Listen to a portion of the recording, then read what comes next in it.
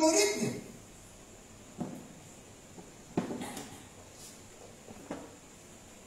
Siapakah aku ini?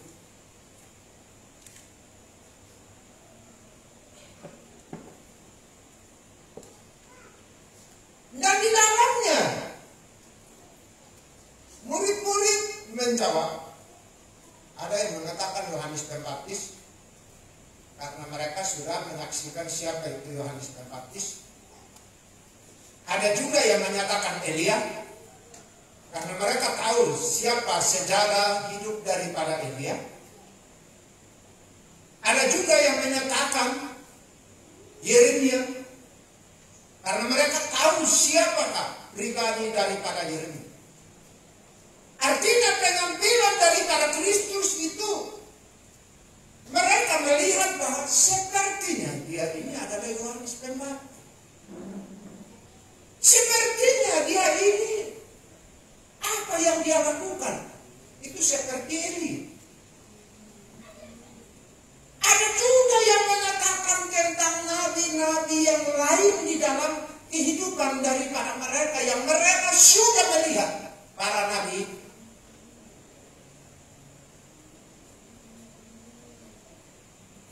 Ada juga yang mengatakan dia adalah seorang nabi.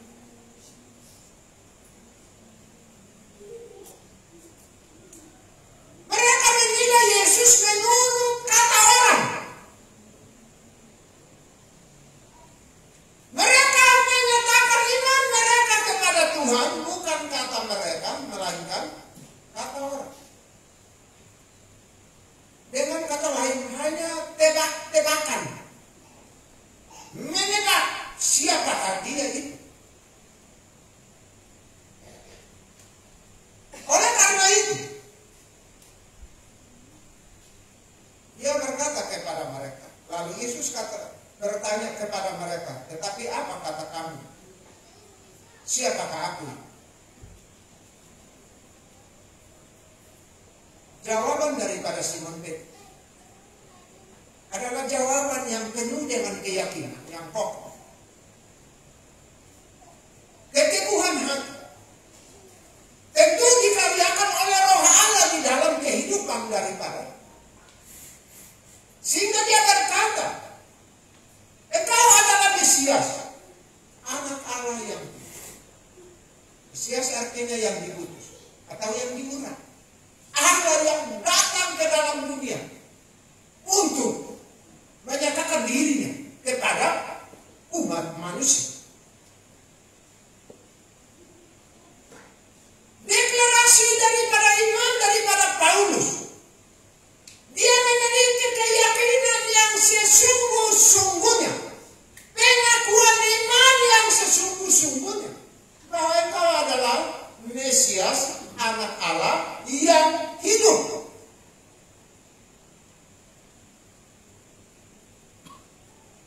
Kekasih sekalian yang dikasih di dalam Kristus Yesus. Kita ini sebagai pengikut-pengikut Kristus. Adakah pengakuan iman daripada kita bahwa Tuhan itu adalah penyelamat? Yesus Kristus itu adalah Tuhan. Untuk menjawab keraguan-raguan daripada begitu banyak orang yang pada saat itu tidak mengakui kealahan daripada Kristus Yesus sebagai Tuhan dan Juru Selamat.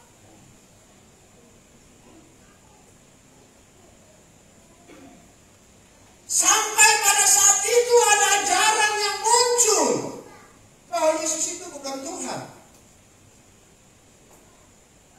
Sampai hari ini juga ada orang-orang yang mengatakan Yesus bukan Tuhan.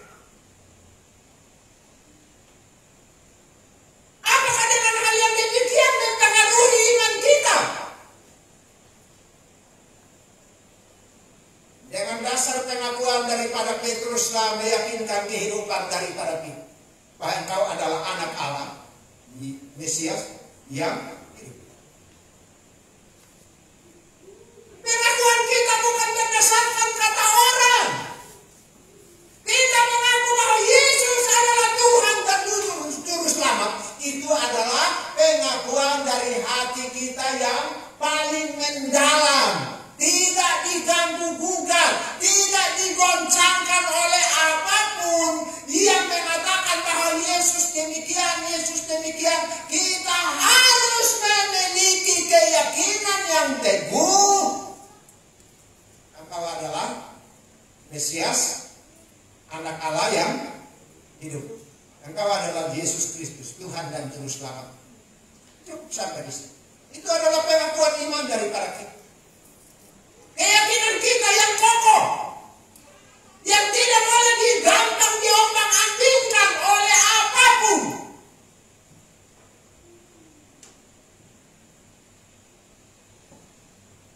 Tetapi kalau kita melihat, kita mengaku Tuhan sebagai Tuhan dan Juru Selamat, tahu Yesus Kristus sebagai Tuhan dan Juru Selamat, menurut kata orang,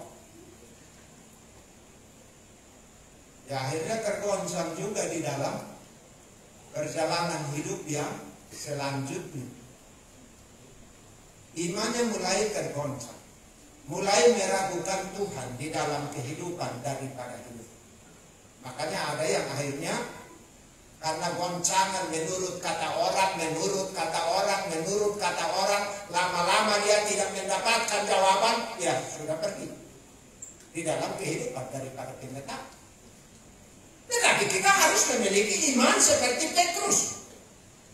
Petrus itu artinya batu karang. Petra namanya. Batu karang yang teguh. Memiliki prinsip yang teguh. Tidak bisa digoncangkan. Dalam kehidupan kita juga memang harus memiliki prinsip keimanan yang teguh, yang tidak bisa diganggu-gugat oleh apapun di dalam kehidupan. Sekalipun kehidupan kita digoncang oleh berbagai macam angin-angin tiupan daripada pengajaran-pengajaran sesat di dalam kehidupan daripada hidup ini, tetapi kita harus mendeklarasikan iman kita bahwa Yesus Kristus adalah Tuhan dan Juru Selamat bagi diri saya.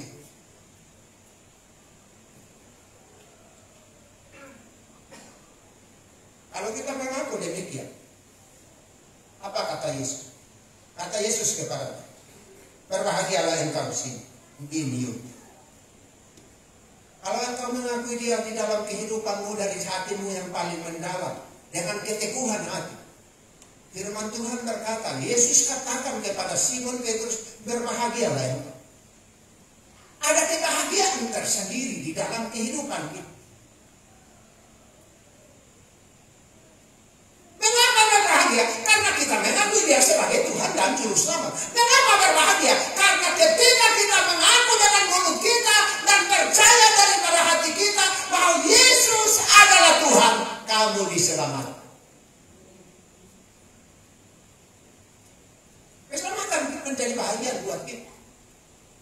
Sebab di bawah kolong langit ini tidak ada nama lain yang diberikan kepada manusia itu, yang oleh nama itu manusia diselamatkan, kecuali hanya di dalam Yesus Kristus Tuhan dan Juru Selamat kita mendapatkan keselamatan.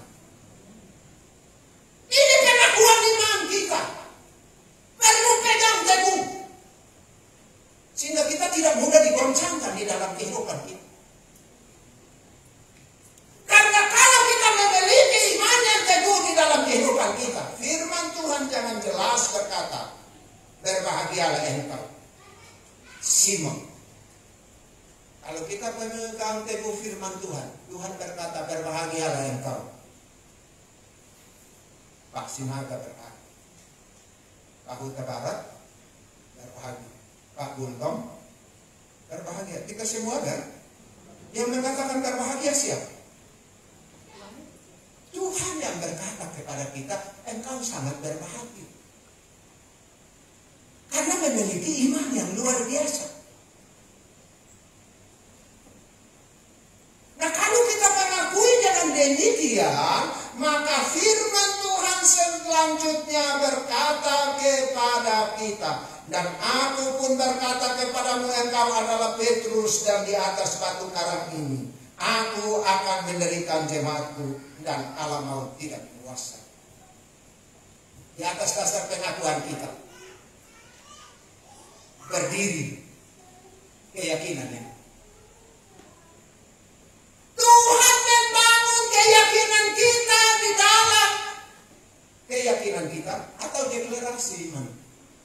Kalau engkau mengaku imanmu, maka di atas pengakuanmu itulah Tuhan membangun satu fondasi yang kuat yang tidak mungkin digoncangkan oleh apapun.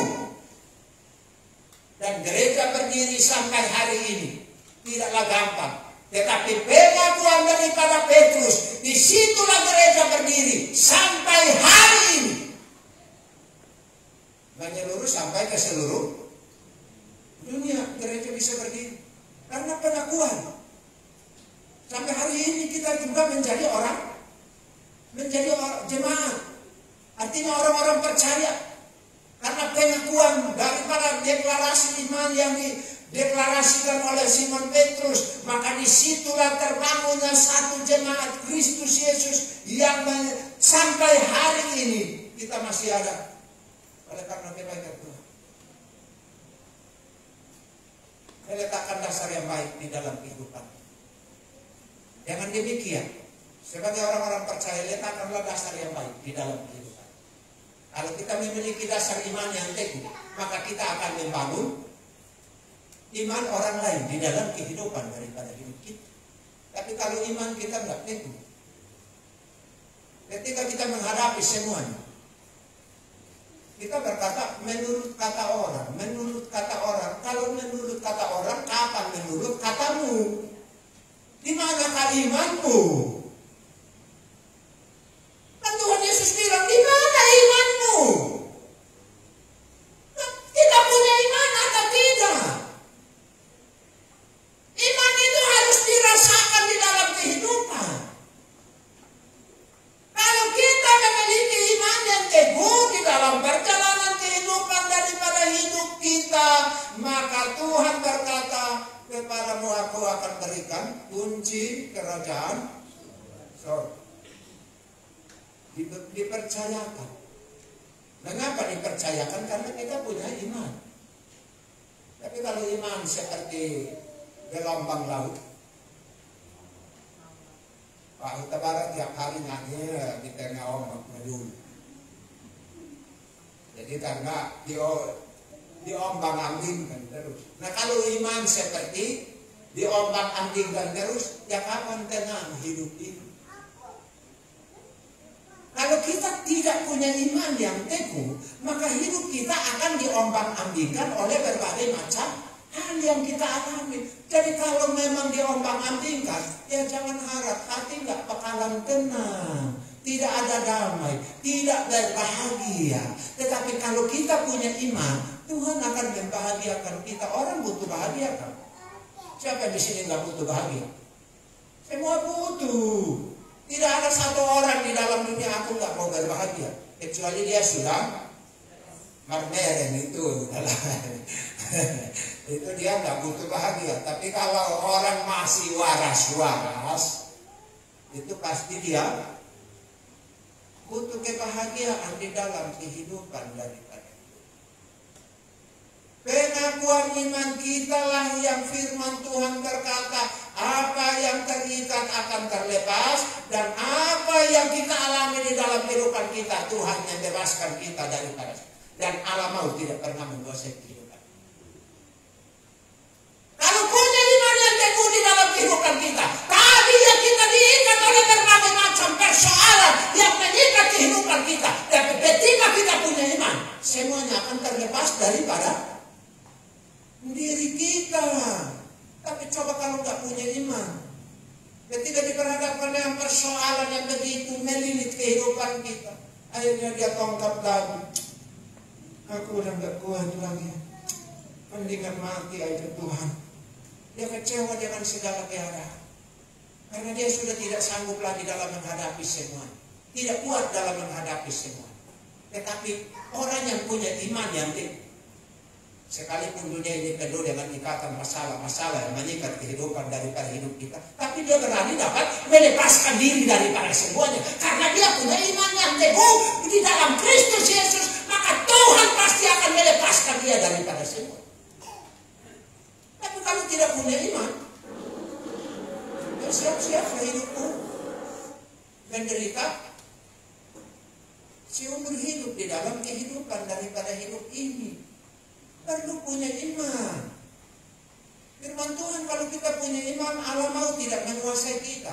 Alam maut itu sama dengan bahaya yang mengancam kehidupan kita, yang hampir tenggelam di dalam diamku. Alam maut itu berbicara tentang kekuatan daripada iblis. Dia berusaha untuk mendatangkan kehancuran, yang mendatangkan yang buruk-buruk di dalam kehidupan.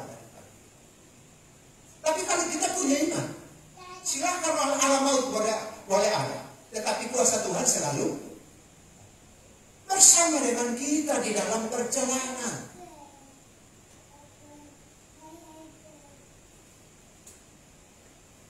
Satu kali kelak ada seseorang yang di depan rumah, dan dia katakan, pada saat itu kan saya tanam cabai, tanam pisang, tanam pepaya. Dia bilang, Pak, ini tidak bagus, nanti sial terus. Karena ini udah lengkap semua. Mau percaya nggak percaya, ini kenyataan. Nanti bahaya maut selalu mengancam hidup. Saya bangun dan saya bilang dia di dalam. Mau mengancam bagaimanapun, kata-katamu itu tidak pernah akan menancap di dalam hati saya. Karena saya punya Tuhan Yesus. Dia punya kuasa yang melebihi segala kuasa. Dan aku tidak percaya satu kata pun daripada perkataan. Dia pergi. Kalau kita tidak kuat iman, ketika ada kata-kata yang dilontarkan kepada kita, kan kita dilemahkan. Goyang. Iya ya. Aduh gimana? Tapi kalau kita punya iman yang teguh, apapun yang menyerang hidup kita, kita akan dikokohkan oleh Tuhan. Karena di atas batu karang inilah Kristus. Di dalam pengakuan imanmu dikokohkan. Sehingga ketika menghadapi segala pencobaan, dia tidak takut dalam menghadapi semuanya. Tapi kalau iman tidak dikuatkan dan tidak diteguhkan, makanan yang buat si setan. Makanan yang buat si setan adalah apa? Tiap hari kita makan yang menelanting pahit. Hidup ini pahit melulu.